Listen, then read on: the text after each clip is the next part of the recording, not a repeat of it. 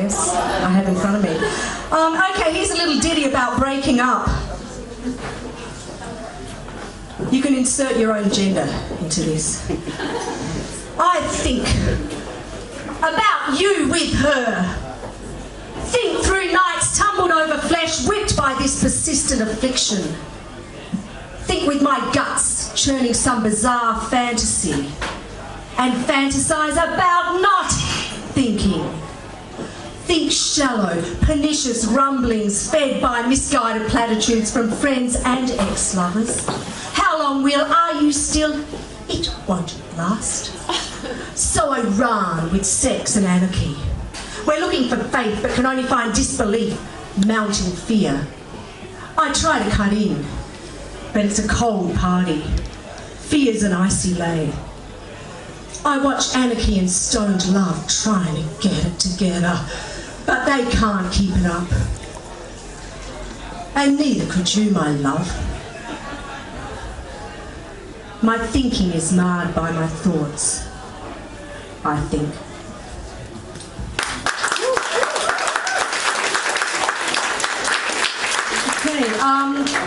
I'm a secondary smoker. I used to be a primary smoker, but I'm a secondary smoker and I love it. Here's a little poem about intimacy. It's very short. Cigarette smoke whispers from a stranger's lips. I inhale her tainted cloud. Intimate addiction. This shared breath penetrating deeper than any lover's fist.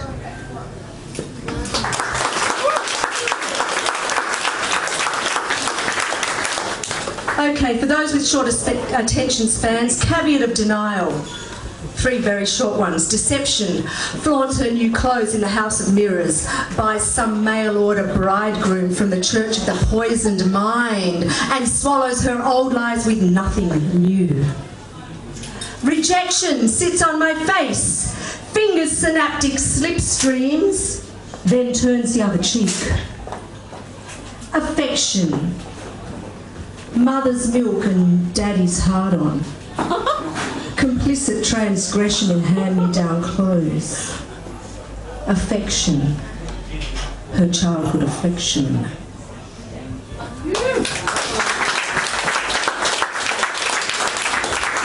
Okay, this is a teenage poem. It's called Bloodlines. I wanted to fuck the high school beauty queen, but instead she lured me into her summer bedroom and peeled tiny sections of my brain, shifting the pulse from heat to homework. She rode me hard on French and economics, but I took the reins on biology, jump-starting germination with just the right amount of light and moisture, touching up my carob-gened queen with silver-tipped fingers, alchemy of lust. Her daddy caught us at high tide, paddled us rough back to shore, smashing hearts on confessional altars and giving us a touch by feel lesson in fitting and turning. But I licked my fingers, tasting sacrificial bounty. I wanted to fuck the high school beauty queen, but instead her daddy fucked us both. Okay, 2 more quick ones. This one is for 2 very beautiful men that I knew in Sydney. It's called I Went to a Wake Once. I went to a wake once where the dead man was still alive. I went to a wake where the walls were papered with roach stubs and Hockley prints.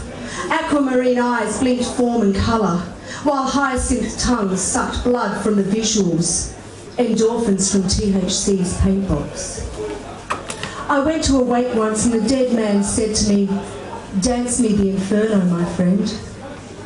So I stepped into that perfect beauty and scorched my skin of grime. I went to a wake where we pissed in the sink and stormed through cocaine fury into cannabis meltdown, where I drove all night crushing imaginary lovers beneath the wheel of compassion. And no one will ever know how you must have felt, standing there, drink in one hand, joint in the other, waiting to kill your lover because murder is the only mode of transport from purgatory to paradise. I went to a wake once and the dead man said to me, "The party's never over, my friend, so shoot first and we'll talk later." Wow, that's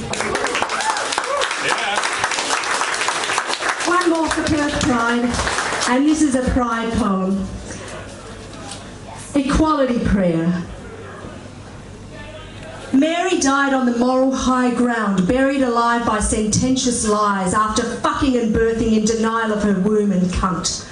And England's #1 Elizabeth and the Romans' chaste Diana followed her. And I ask, why did they forego their orgasmic propensity and their right to talk and shit and fuck as females of the species? Now, the Immaculate Virgin spits in the eye of Caligula, takes his goblet and dethrones his ego-fueled insanity. And I subjugate my maleness with a feminoid cat o' nine tails, overwhelmed by the shape and desire for self-flagellation.